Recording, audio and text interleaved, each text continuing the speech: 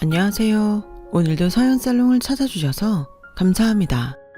저는 인생을 참 허무하게 살다 뒤늦게 진정한 의미에 잘 사는 법을 깨닫고 이제는 누군가의 바람처럼 나름 훌륭하게 홀로서기를 하고 있는 40대 여자입니다. 지금은 세상이 많이 변했지만 제가 어릴 때만 해도 욕심 많고 이기적으로 살면 결국엔 벌을 받는다고 알았어요. 하지만 제가 어른이 되고 보니 욕심 많고 이기적인 사람들이 더 잘 사는 것 같은데 아직까지도 인생을 어떻게 사는 게 잘 사는 건지 잘 모르겠습니다. 생각해보면 많은 사람이 잘 살길 바라지만 원하는 행복이 다 다른 만큼 잘 사는 방법도 다 다르잖아요. 그런데 저는 바보처럼 어릴 때부터 착하게 사는 게 잘 사는 거고 그렇게 살면 복을 받는다고 믿었어요. 참 한심하죠? 저도 잘 압니다. 그리고 그런 저의 믿음 때문에 뒤통수를 단단히 맞았는데요. 참 아이러니하게도 그때의 일로 바닥까지 내려간 제 삶이 지금의 인생을 살 수 있는 기회를 얻게 되었으니 이걸 두고 뒤통수 맞아서 다행이라고 해야 하나? 참 묘할 뿐입니다. 그리고 저에게 다시 일어설 수 있는 용기와 힘을 주신 분이 계셨는데 그분은 저의 전 시어머니세요. 연세는 많으셨지만 허리도 꼿꼿하시고 흰머리는 싫다고 꼬박꼬박 염색을 빼먹지 않고 하셨던 멋쟁이셨는데요. 지금도 시어머니를 떠올리면 어지간한 젊은 사람들보다 현명하셨던 기억이 가장 먼저 나요. 늘 뉴스와 신문은 빼놓지 않고 보셔서인지 당신 방에서 세상이 어떻게 돌아가는지 다 아는 그런 분이셨죠. 하지만 사람이 다 완벽할 수는 없잖아요. 유일한 시어머니의 약점은 늦게 낳은 당신의 외동 아들이었고 어지간해서는 모르는 게 없는 시어머니는 다른 건 다 보여도 아들의 속엔 뭐가 들어있는지 도통 알 수가 없다고 입버릇처럼 말씀하시곤 했어요. 그러면서도 그래도 당신 아들이 착한 마누라를 얻어서 다행이라는 말씀을 많이 하셨는데 물론 저 기분 좋으라고 하신 말씀이셨겠지만 그래서인지 남편과 헤어지는 그 순간에도 저는 시어머니와는 아무런 갈등도 없었네요. 시어머니는 어떡하든 남편과 저의 이혼을 막으려 애를 썼지만 당신의 약점이 당신의 아들인 만큼 아들이 어긋나는 걸 막지 못했고 그래서 그걸 저에게 가장 미안해 하셨는데요. 그 때문인지 시어머니는 눈 감는 그날까지 저에게 앞으로는 착하게 살지 말고 저를 위해 기꺼이 이기적으로 살라는 유언을 남길 정도로 저의 행복을 바라셨어요. 세상을 살면서 그런 말을 해주는 어른은 처음이었는데요. 왜 그 말이 그렇게 고맙고 가슴이 아팠는지 저는 여전히 시어머님 생각이 많이 납니다. 그래서 저의 이런 그리움을 담아 사연을 적어봅니다. 저는 조그만 꼬맹이 시절부터 순하다는 말을 늘 듣고 자랐어요. 왜 어딜 가나 잘 울지도 않고 순한 그런 아이 있잖아요. 제가 바로 그런 아이 중 하나였어요. 어머, 너는 무슨 애기가 주사도 잘 맞니? 다른 애들은 울고 난린데. 현정어머니는 좋으시겠어요. 아이가 너무 순하네요. 네, 저도 큰애가 하도 예민해서 걱정을 많이 했는데 현정이는 자고 일어나도 우는 일이 없어요. 배가 고파도 기저귀가 빵빵해도 울지를 않아서 오히려 제가 더 곤란하다니까요. 그래도 밤에 잘 때는 좋으시겠어요. 저는 애가 하도 예민해서 2시간 이상 자본 적이 없다니까요. 힘드시겠네요.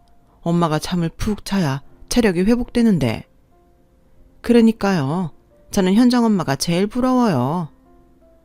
저희 엄마는 저를 낳고 동네에서 가장 부러운 애기 엄마라는 소리를 들었다고 하셨어요. 하지만 문제는 커서도 순한 성격이 달라지지 않았다는 거였는데 그래서인지 친구들 사이에서도 양보만 하는 그런 아이였네요. 그렇다 보니 상처받고 싶지 않아 저 스스로 벽을 쌓고 살았어요. 저는 친절을 베풀었는데 호구가 되는 일이 자주 있었거든요. 그래서 연애도 하지 못했는데요. 그러다 운명처럼 남편을 만나게 되었어요. 급정거한 버스에서 넘어진 제가 남편을 덮치면서 저희 인연이 시작되었죠.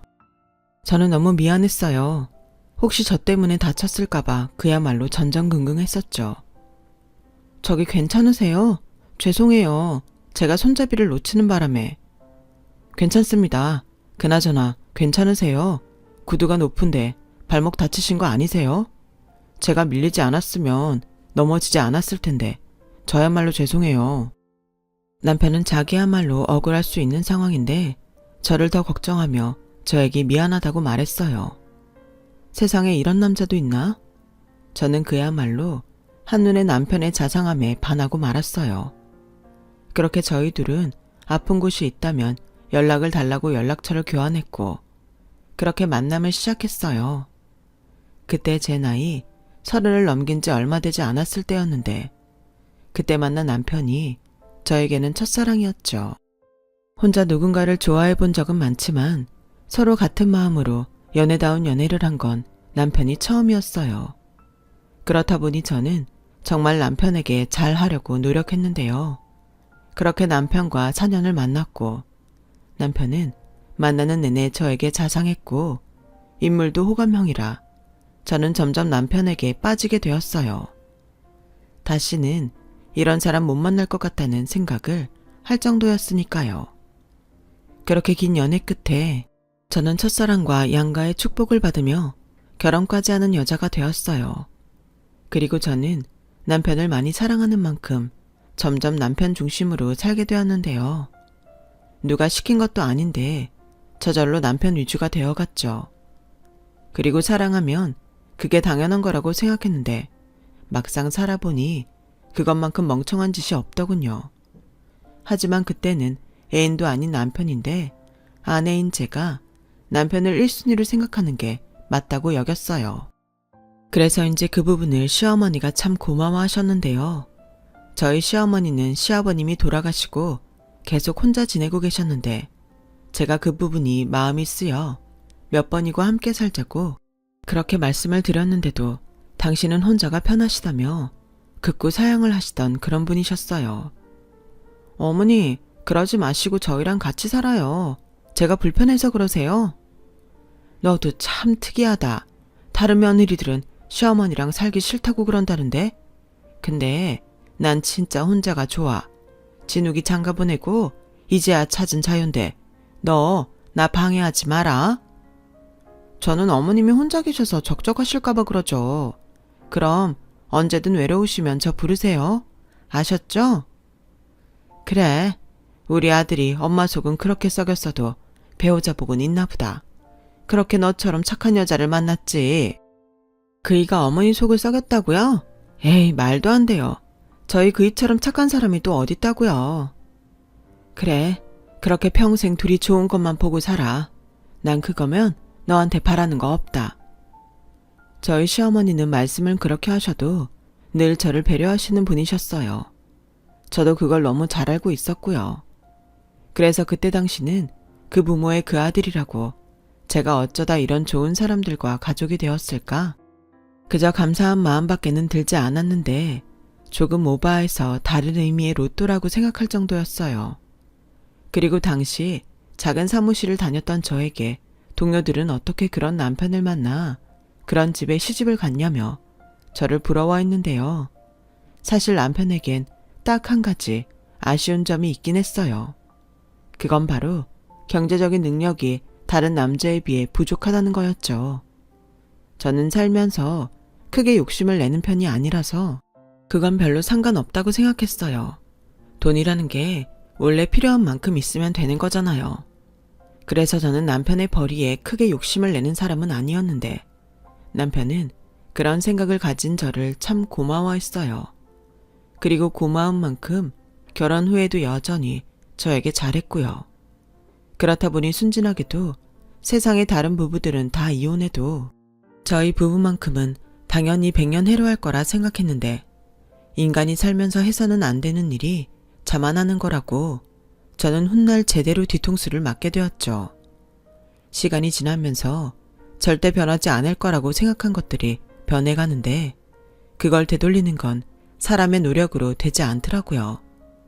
그러면서 제가 살아온 모든 순간이 쓸데없는 짓이라는 걸 알았는데 그건 남편이 결혼 2년 만에 바람이 나면서부터였어요.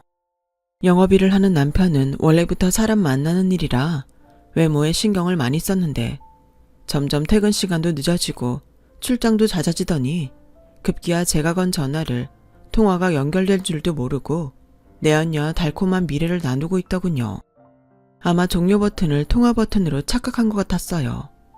얼마나 급했으면 그런 착각을 할 수 있는 건지 너무나 또렷하게 들리던 두 년놈의 대화에 저는 그만 돌처럼 굳어버리고 말았죠. 자기야, 전화 안 받아도 돼?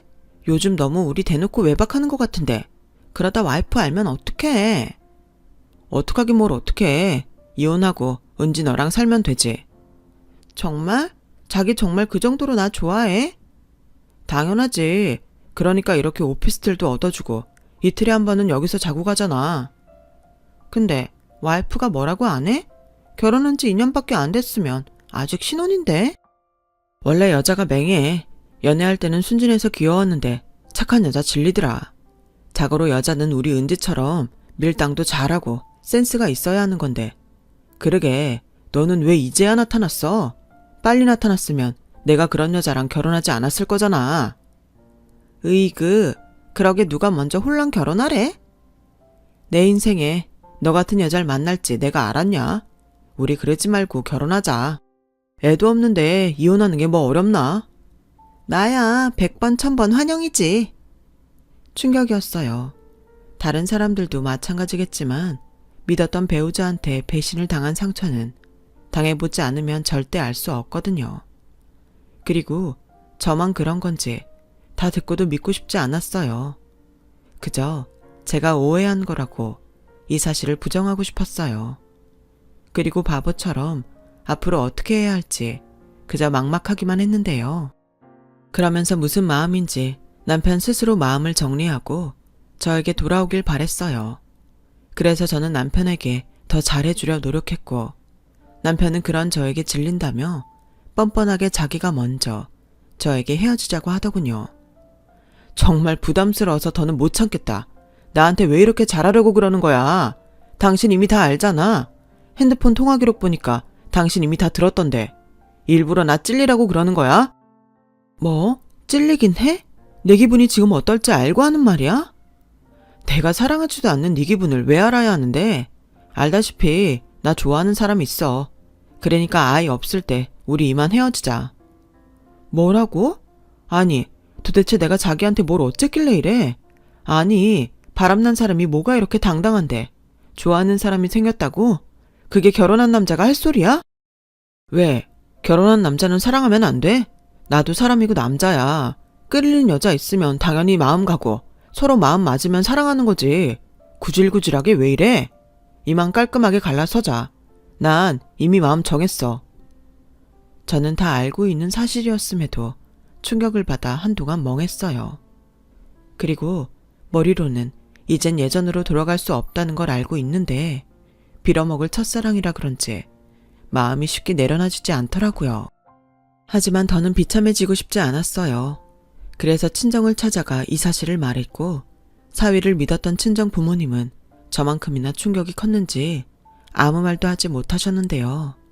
제 소식을 들은 친언니가 혼인 기간이 짧아 재산 분할은 못해도 상간녀 위자료 소송은 해야 하지 않냐며 저에게 정신 똑바로 차리고 증거를 모으라고 했어요. 그때부터 남편은 이미 커밍아웃을 했으니 숨기는 것도 없다는 듯 제 앞에서 상간녀와 자연스럽게 통화를 하는 등 저를 무시하는데 저도 사람이니 남편 놈의 그런 행동에 다행히 정이 떨어지더군요. 그래서 언니 말처럼 하나라도 더 증거가 될 만한 것을 찾기 시작했어요. 그리고 남편이 잘 때 핸드폰을 열어봤는데 집단에는 지문으로 등록해서 괜찮다고 생각했겠지만 자는 남편 손가락을 이용해서 아주 쉽게 핸드폰을 열 수 있었네요. 그리고 거기에 들어있는 낯뜨거운 사진들과 상간녀에게 저질스러운 구애를 하는 남편의 문자를 보게 되었고 먹은 것도 없는데 구역질이 나오더군요. 그리고 더 소름 끼쳤던 건 제가 그렇게 가고 싶다고 말했던 여행지와 호텔, 펜션 등에 그 여자를 데리고 가서 찍은 사진들이었어요. 사람이 얼마나 양심이 없으면 그렇게까지 할 수 있는 건지 저는 남편놈의 핸드폰 속 증거들을 모두 제 핸드폰에 옮겨놓고 그놈의 핸드폰을 변기통에 던져버렸어요. 그러면서 첫사랑이라고 주었던 저의 마음도 변기통에 던져버렸죠. 그날 이후 저는 남편과 하루라도 빨리 이혼하고 두 사람이 죗값을 치렀으면 좋겠다고 생각했는데 다음날 제 핸드폰이 변기통에 있자 남편은 마치 미친 것처럼 길길이 날뛰었고 그날 이후 저는 그 여자의 면상을 확인하기 위해 남편의 뒤를 밟았어요.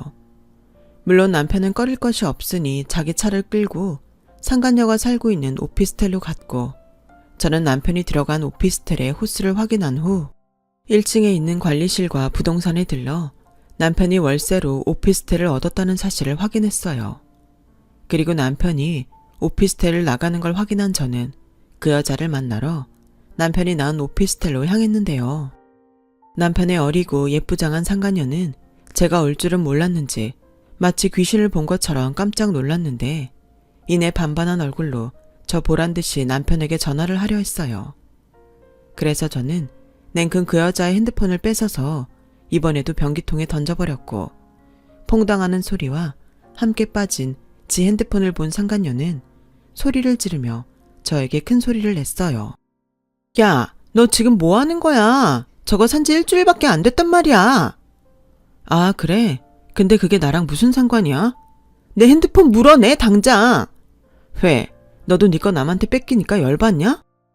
뭐야? 당신 지금 당신 남편한테 당한 거 나한테 갚으려고 그러나 본데 지금 이거 주거침입이야. 주거침입 좋아하네. 내가 여기 오기 전에 다 확인했어. 여기 내 남편이 계약한 월세더라. 남편이 계약한 오피스텔에 와이프가 오는데 주거침입이라고 누가 그래? 뭐야? 착해 빠져서 등신 같다고 하더니 이 과장님 앞에서 연기했냐? 근데 지금 뭔가 단단히 착각하는 모양인데 당신 지금 나한테 이러는 거 당신한테 아무런 도움이 안 돼. 도움? 솔직히 당신 남편이 지금이라도 나 정리하고 예전으로 돌아왔으면 좋겠잖아. 아니야?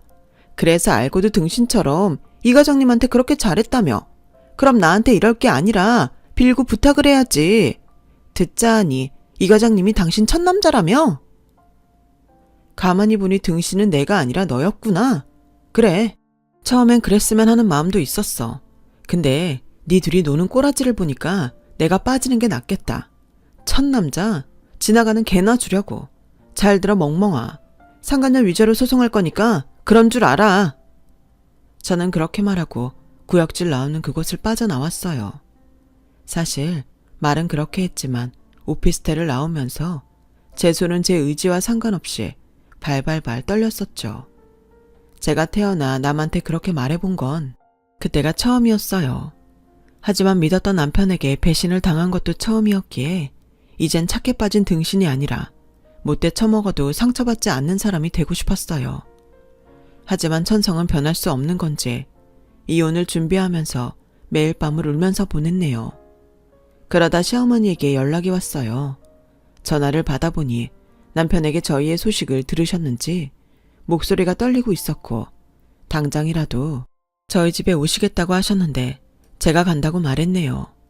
착한 며느리 봐서 좋다고 하셨는데 남편과 싸우면서 엉망이 된 집을 보여드리고 싶지 않았어요. 그래서 퇴근 후 시어머니 댁으로 넘어갔는데 남편이 저보다 먼저 와 있더군요. 사실 제가 상간녀를 보고 온 후로 남편은 집에 들어오고 있지 않았어요. 그리고 제가 합의 이혼을 해주지 않는 이상 유책 배우자인 남편이 저와 이혼을 할 수 있는 방법이 없었기에 자기 마음대로 이혼도 못하는 실정이었는데요. 그래서 이번에 단판을 지을 작전 같아 보였는데 아무리 시어머니가 좋게 타이르려 해도 남편은 자기 어머니의 말을 들으려 하지 않았어요. 진욱이 너, 네가 어떻게 그럴 수 있어? 그럼 너랑 결혼한 현정이가 뭐가 되는 건데? 이혼을 하고 싶다고? 에라 이 막대 먹은 놈아. 너 현정이한테 어떻게 보상할 건데?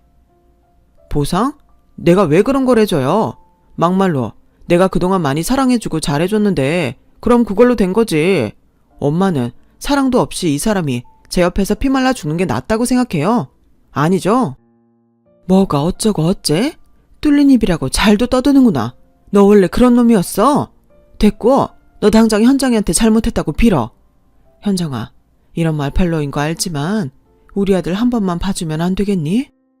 어머니, 저는 이제 그럴 수는 없어요. 저 사람 말대로 사랑하지도 않는데 평생 얼굴 보고 살 자신도 없고요. 맞죠? 저 여자도 나랑 같은 마음이에요. 그럼 당신 말 나온 김에 오늘 도장 찍고 가라.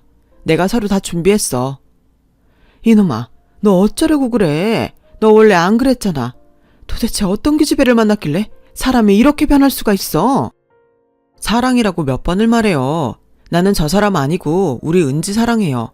사랑하는 여자랑 살고 싶은 건 당연한 건데 엄마는 내 엄마면서 왜 자꾸 저 사람 편만 들어요? 뭐야? 어머니도 이제 그만하세요. 저랑 저 사람은 인연은 아니었나 봐요.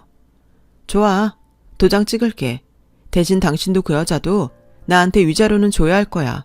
그게 내 조건이야. 그런 거 걱정하지 마. 착해서 눈물이나 흘릴 줄 알았더니 역시 사람은 돈 앞에서 별 수 없어. 위자료 얼마면 되는데? 누가 들으면 엄청 능력 있는 줄 알겠네. 그 여자 사는 오피스텔도 사금융 대출 받았으면서? 헐씨구? 그건 또 어떻게 알았어? 와, 우리 와이프 능력 있네. 그래, 그거 알면 적당히 불러라. 당신 착한 사람이잖아. 그리고 원래 첫사랑은 이루어지지 않는 거야. 그래서 애틋한 거잖아. 저는 어이가 없었어요. 원래 이 남자가 이렇게나 얼굴이 두껍고 양심도 없었나? 제가 홀린 것 같은 기분도 들더군요. 그래서 그냥 살고 있는 아파트 전세 보증금을 위자료를 받기로 합의하고 이혼 서류에 도장을 찍었어요. 시어머니는 극구 도장을 찍으려는 저를 말렸지만 더는 저런 인간과 부부로 엮이고 싶지 않았죠. 그러자 남편 놈은 세상을 다 가진 얼굴로 고이고이 서류를 봉투에 넣었어요. 그리고는 엄마, 저는 볼일 다 끝났으니 이만 갈게요. 나중에 다시 올 거니까 건강 잘 챙기고 계세요. 됐다. 누가 너 같은 불효자 얼굴을 본다고 다신 여기 오지 마라. 넌 지금 이 시간부터 내 아들 아니야. 내가 널 잘못 키웠다. 엄마, 뭔가 잘못 생각하는 것 같은데 이 집 엄마 집 아닌 거 아시죠? 아버지 돌아가시면서 제 앞으로 명의 돌려주셨잖아요. 그건 이제 기억나셨어요? 그럼 조만간 새 며느리랑 다시 올 테니 짐 정리 잘하고 계세요. 곧 부동산에서 사람 올 거예요. 제가 이 집 내놨거든요. 뭐야? 너 이놈? 결국 남편놈의 말에 시어머니는 그 자리에서 쓰러지고 마셨어요. 그리고 남편놈은 그러거나 말거나 제가 찍어둔 서류 봉투를 가지고 콧노래까지 하며 집을 나갔는데 그동안 제가 알던 사람이 아니더군요. 저야 애도 없고 이혼하면 끝이지만 시어머니는 걱정이 되었어요. 그래서 일단 그날은 집에 돌아가지 않고 쓰러진 시어머니를 돌봐드렸는데요. 병원에서 겨우 안정을 찾은 시어머니는 제 손을 잡고 아무 말도 하지 못한 채 울기만 하셨어요. 어머니, 그만 우세요. 저는 이제 괜찮아요. 괜찮긴 내가 이 정도인데 네 마음은 오죽했겠니? 차라리 잘 됐다. 내 아들 같은 놈은 있고 새 출발해. 넌 좋은 사람이니까 분명 좋은 사람이 금방 나타날 게다. 정말 미안하다. 못난 아들을 가진 내 탓을 하렴. 어머님이 무슨 잘못이 있겠어요. 저도 저지만 그 사람이 빨리 정신을 차렸으면 좋겠어요. 저는 그렇게 긴 연애와 상반되게 짧은 결혼 생활을 정리했어요. 남편에게 받은 전세 보증금으로 이사도 준비했고요. 그놈과 함께하던 모든 곳에서 벗어나고 싶었죠. 그래서 동네까지 바꿔 다른 곳으로 이사를 마쳤는데 모르는 번호로 연락이 한 통 왔어요. 그게 제가 이혼하고 4개월 정도 되어가던 때였는데 전화를 받고 저는 깜짝 놀랄 수밖에 없었어요. 그리고 사진 하나가 제 핸드폰에 왔는데 시댁 대문 앞에 버려진 가구들과 함께 시어머니가 추운 겨울 오들오들 떨고 있는 사진이었어요. 저는 당장 다시는 상종하기 싫은 전 남편놈에게 전화를 걸었는데 들려오는 건 그놈이 핸드폰 번호를 바꿨는지 없는 번호라는 안내였죠. 저는 우선 택시를 잡아 타고 시어머니가 떨고 있는 시댁으로 향했어요. 그리고 준비해간 제 옷을 시어머니에게 입혀드리며 어떻게 된 일이냐고 물었는데요. 자고 있는데 웬 낯선 사람들이 들이닥치더니 안에 있는 물건을 죄다 밖으로 내다 버렸다. 근데 내 옷이 다 붙박인 자게 있는데 그건 절대 못 준다는 거야. 그러면서 내 핸드폰을 보란 듯이 망치로 부셔버리는데 얘야, 어떻게 이런 일이 있을 수 있니? 아니 어떻게 지를 낳아준 어미한테 이럴 수 있어. 어머니, 일단 저희 집으로 가세요. 그 사람 핸드폰 번호도 바꿨는지 연락도 안 되고 어머님 말씀 들어보니 작정하고 그러는 것 같은데 어머님 연세도 있고 이렇게 계시면 큰일 나요. 아니 그래도 내가 어떻게 너한테. 어머니, 아무리 제가 이혼했어도 저는 어머님을 남이라고 생각하지 않아요. 현정아, 아니 그 썩을 놈은 어째 너같이 착한 애를. 어머니, 그 말은 이제 그만하고요. 저 이제 착한 거 싫어요. 저는 그렇게 시어머니를 모시고 이사한 집으로 왔어요. 시어머니는 얼마나 밖에서 떠셨는지 손과 발에 동상이 다 걸렸더라고요. 제가 다 속이 상했어요. 그리고 제가 알아보니 남편 놈은 결국 그 여자와 재혼을 하기 위해 시어머니가 사는 집을 팔았는데 그러는 과정에서 공실로 만들어야 했는지 이런 말도 안 되는 짓을 벌였다는 걸 알게 되었어요. 아니, 재혼을 하면서 자기 부모한테 이렇게까지 할 일인가?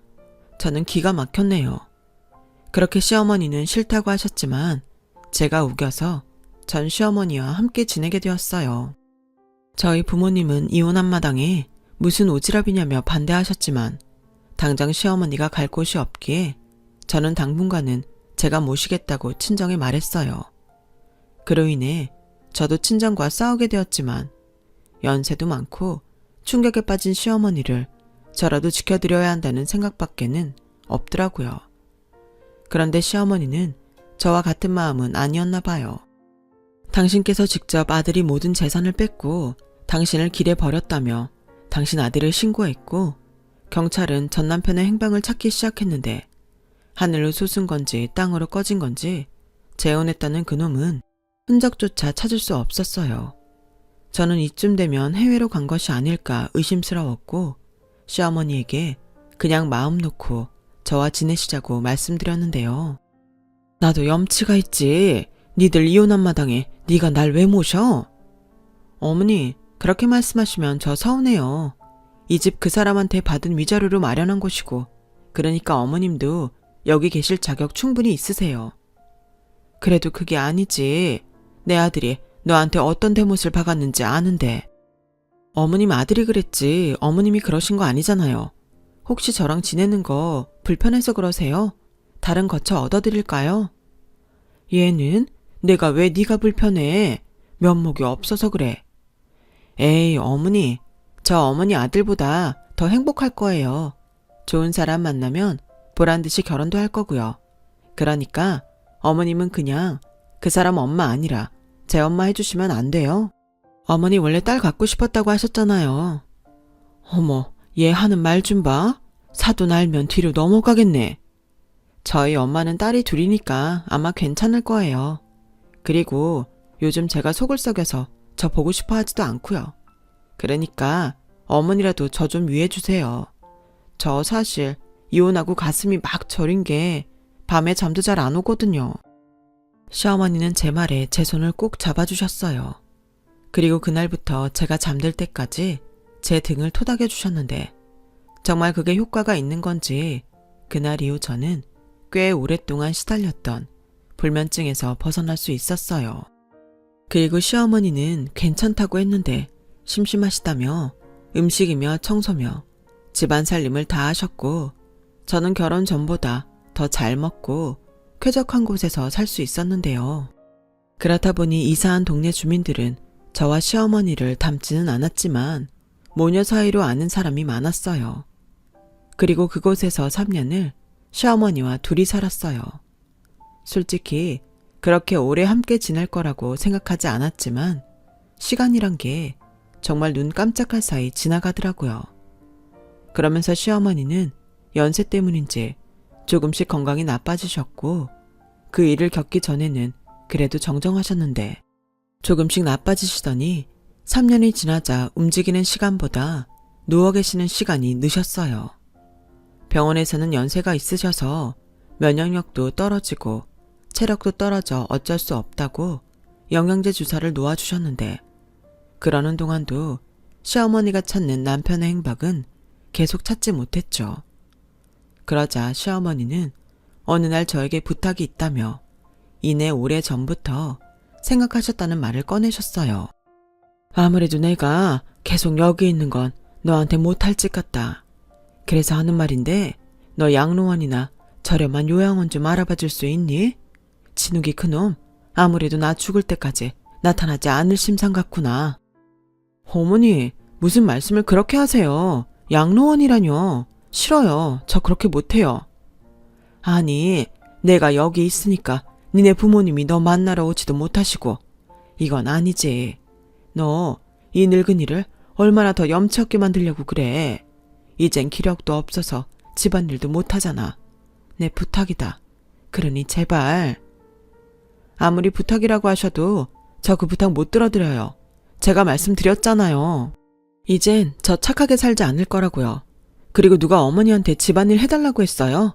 어머니 아들 때문에 저 많이 속상했으니까 그냥 어머님도 제 옆에서 마음 불편해도 참고 계세요.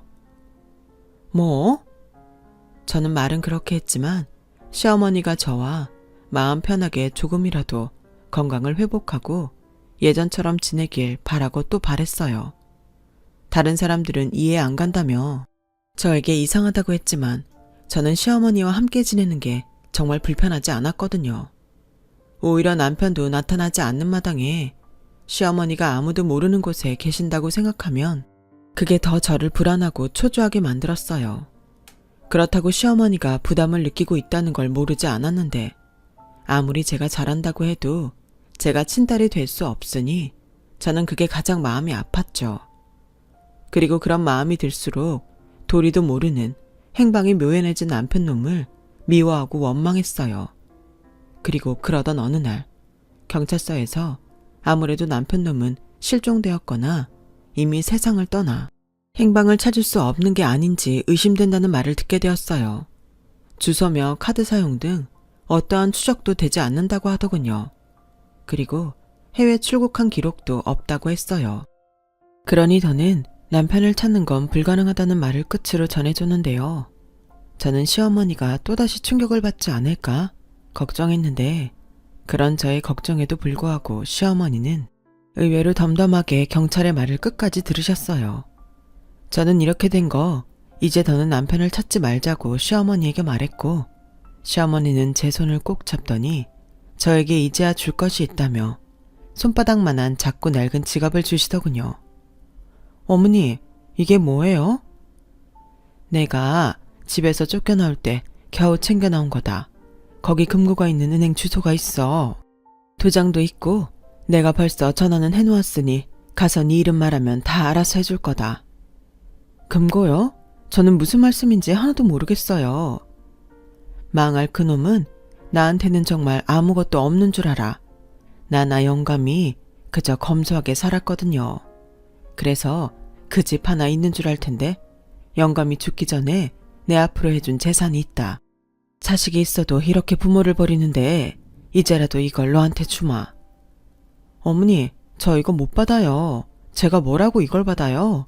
그리고 늦게라도 그 사람 알면 그때는 어쩌라고요. 지금까지 아무 대가 없이 날 걷어준 선물이야. 나도 죽기 전에 보답은 해야지. 싫어요. 저 이런 거 없어도 어머님이랑 지내는 거 충분히 보답 받았다고 생각해요. 어머님이 저한테 얼마나 잘해주셨는데요. 사실 내가 그놈을 찾은 건 이것 때문이었어. 그놈이 너한테 이혼 도장 찍으라고 할 때 그때 마음 정했다. 이건 아들이 아닌 너한테 줘야겠다고. 근데 그놈이 이걸 알면 또 난리를 칠 테니 최대한 조용히 너한테 넘기고 싶었다. 아가, 이건 내가 너한테 꼭 주고 싶어서 그래. 그리고 사돈한테도.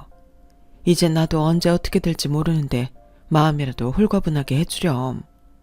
어머니, 그런 말씀하지 마세요. 그렇게 마음을 약하게 먹으시면 날 힘도 나지 않는다고요. 현정아, 난 네가 날 여기 데려왔을 때부터 널 며느리가 아닌 딸이라고 생각했다. 사실 염치 없어서 여기 못 있겠다고 했지만 그건 진심이 아니었어요. 여기가 너무 따뜻하고 좋아서 계속 있고 싶었다. 사실 지금도 그래. 그래서 내가 가진 걸 너한테 다 줄 테니 내 남은 시간만큼 조금만 더 이 늙은이 옆에 있어 주겠니? 요즘은 자꾸 꿈에 영감이 보이는 게 이젠 준비를 해야 할 것 같아. 어머니, 왜 자꾸 그런 말씀을 하세요? 저 정말 화낼 거예요. 저 아무것도 안 받아도 어머님이랑 계속 같이 있을 거예요. 착하게 살지 않겠다고 하더니 착해 빠져서는 네 말대로 이젠 착하게 살지 마. 이기적이어야 행복하다면 기꺼이 이기적으로 살아. 내 아들보다 더 잘 살란 말이다. 그게 내가 진짜 너한테 바라는 건데 들어줄 수 있지?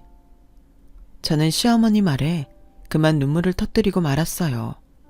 시어머니는 그 와중에도 꼭 약속을 하자며 새끼손가락을 보이셨는데 앙상해진 시어머니의 손가락에 제 새끼손가락을 걸며 약속을 했어요. 앞으로 얼마의 시간이 남았는지 모르지만 시어머니와 하루하루 소중하게 행복하겠다고요. 그런데 그런 저의 바람은 지켜지지 않았어요. 행방을 찾을 수 없다던 남편놈이 나타났거든요. 제가 계속 싫다고 하니 시어머니가 그럼 함께 금고가 있는 은행을 갔다 오기만 하자고 하셨고, 그렇게 처음으로 VIP 개인 금고가 있는 은행을 가게 되었는데 거기서 남편놈과 내연녀와 거짓말처럼 만났죠. 그리고는 이날만 기다렸다는 듯 남편놈이 이렇게 말했어요. 아유, 끈질기다 끈질겨. 3년이나 아무것도 없길래 진짜 아무것도 없는 줄 알았잖아요. 이혼한 며느리랑 도대체 어딜 가세요? 여긴 보통 은행이 아닌데. 자기야, 정말이었네. 난 자기가 허풍 떠는 줄 알았잖아. 그래서 괜히 결혼했다고 후회하고 있었는데. 봤지? 생각보다 오래 걸리긴 했어도 빈털터리로 내쫓으면 남겨진 재산 찾으러 갈 거라고 했잖아. 너 설마 이것 때문에 숨어서 나 지켜보고 있었냐? 그러니까요. 제 속이 얼마나 답답했는지 아세요? 아니, 빨리빨리 있는 재산이나 찾으러 가시지. 이혼한 며느리 집에 얼마나 있는 거예요? 이놈이? 너 그것 때문에 나 엄동설안에 내쫓은 거야? 뭐 급박해야 또 급히 찾으시니까. 근데 저 사람이 나타나서 제가 얼마나 깜짝 놀랐게요. 엄마 때문에 헤어지고 3년 동안 저 사람 뒤만 밟았잖아요. 정말 사람이 어떻게 그래? 능력 없으면 심보라도 고쳐먹어야지. 재산 때문에 그런 짓을 했다고? 남은 빠지고 이제 당신이랑 나 아무 사이 아니잖아. 그리고 저기 은행에 같이 갈 사람도 당신이 아니라 아들인 나야. 엄마, 가세요. 가긴 어딜 가? 너한테 줄 건 단 한 푼도 없어. 썩 꺼져. 시어머니는 역정을 내시고 그 자리에서 실신을 하시고 마셨어요. 가뜩이나 요즘 기력이 없으셔서 걱정이었는데 저는 119를 불러 근처 병원으로 시어머니를 모셨죠. 그러자 남편은 타인은 이만 빠지라며 저를 병원 밖으로 내쫓았고 상간녀는 택시나 타고 가라며 저에게 10,000원짜리 한 장을 던졌는데 저는 병원에 누워 계신 시어머니가 너무 걱정되어 집에 갈 수 없었고 병원 로비에서 발만 동동거리며 앉아 있었는데요. 그러다 문득 저 혼자는 감당이 되지 않으니 도움을 청해야겠다고 생각하게 되었어요. 그렇게 1시간이 흘렀을까? 시어머님이 깨어나셨는지 싫다는 남편의 손에 부축을 받으며 시어머니가 나오셨고 상간녀가 먼저 저를 발견했는지 저에게 다가와 뻔뻔하게 이렇게 말하더군요. 아니, 여태 안 갔어? 왜? 눈앞에서 재산이 사라지니까 미련이 남았나? 내가 던져준 10,000원으로는 성에 안 차나 봐? 야, 난 재산 필요 없으니까 어머니만 모시고 가게 해줘. 어차피 니들이 모실 것도 아니잖아요. 어머, 웃겨? 당연히 모시진 않지. 그렇다고 전부인이 네 손에 맡기겠니? 막말로 저 늙은이한테 뭐가 더 있을지 누가 알아? 그때였어요. 병원 문이 열리더니 저희 엄마가 제 앞에서 호기롭게 떠들던 상간녀 머리채를 잡았고 아빠는 전 남편 멱살을 잡았는데 네, 제가 도움을 청한 곳은 바로 저희 친정이었어요. 그동안 제가 시어머니와 함께 지낸다고 뭐라고 하긴 하셨지만 곧이어 시어머니 연세가 있으니 그래도 모시는 동안 잘하라고 하셨거든요. 그래서 남편놈이 나타나서 시어머니가 쓰러졌다고 연락을 드리니 당장 오시겠다고 하셨어요. 그렇게 저희들은 모두 병원에 신고로 경찰서에 가게 되었고 거기서 소름 끼치는 사실을 하나 알게 되었어요. 글쎄, 그 연놈이 지내고 있던 곳이 다른 사람 명의이긴 했지만 제가 사는 곳과 아주 가까웠고 3년 동안 거기서 저와 시어머니를 감시하며 지금까지 지냈다는 거 있죠. 세상에, 그동안 감시를 받고 있었다니 저는 정말 온몸에 소름이 끼칠 정도였어요. 그리고 시어머니는 당신 목숨이 끊어지기 전에 절대 재산을 아들에게 넘기지 않겠다며 은행에 연락해 변호사를 불렀고, 변호사는 시어머니를 위험한 상황에서 내친 점과 그동안 부양의 의무를 저버린 것을 토대로 남편에게 재산을 상속받을 권리가 없다고 했어요. 그러자 남편 놈은 그런 게 어디냐며 소송을 벌이겠다고 큰소리 쳤는데 결국 전 남편도 변호사를 선임해 법적 싸움을 하게 되었어요. 시어머니는 날로 쇠약해지시는데 법적 절차는 길어지니 제 마음이 좋지 않았죠. 그래도 시어머니는 재판이 끝날 때까지는 꼭 버티겠다고 하셨어요. 당신은 당신 재산을 지켜 저에게 꼭 물려주겠다고 하셨는데 솔직히 그게 다 무슨 의미인가 싶었네요. 하루하루 시어머니가 힘들어하는 모습을 보는 게 저에겐 곤욕이었어요. 변호사를 통해 알게 된 시어머니의 재산은 현금 20억과 100평의 땅이었는데 무슨 부귀영화를 누리겠다고 그 많은 걸 욕심내나 싶었어요.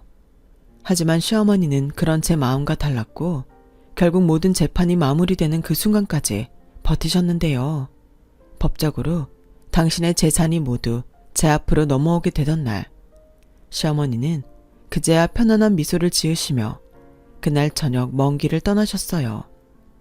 저에게 선물을 꼭 주고 싶다고 하시더니 어머님 자체가 저에겐 돈보다 더 귀한 선물이었다는 걸 왜 모르셨는지 미처 다 전하지 못한 제 마음이 죄송할 따름입니다. 굉장히 많은 말을 해드린 것 같지만 지금 생각하면 전하지 못한 말이 더 많은 것 같아요. 시어머니의 장례를 치르던 날, 남편 놈은 세상에 이런 법이 어딨냐며 어머님의 빈소까지 엉망으로 만들었어요. 남편은 제가 자기가 가져야 할 유산을 가로채갔다며 저를 고소한다고 큰 소리를 쳤는데 자기 마음대로 되지 않는 모양이었어요. 그 상간녀도 막대한 유산을 받을 줄 알고 남편 옆에 붙어 있었는데 물거품이 되자 이혼을 요구하고 있는 것 같더군요. 자업자득이라고 그놈이 부디 천벌을 받았으면 좋겠어요. 저에게 고소를 하겠다는 그놈은 다시 행방불명이 되었어요. 제가 그동안 남편놈에게 3년 동안 감시당한 걸 경찰에 고소했거든요. 그리고 남편에게 접근 금지 신청도 해두었어요.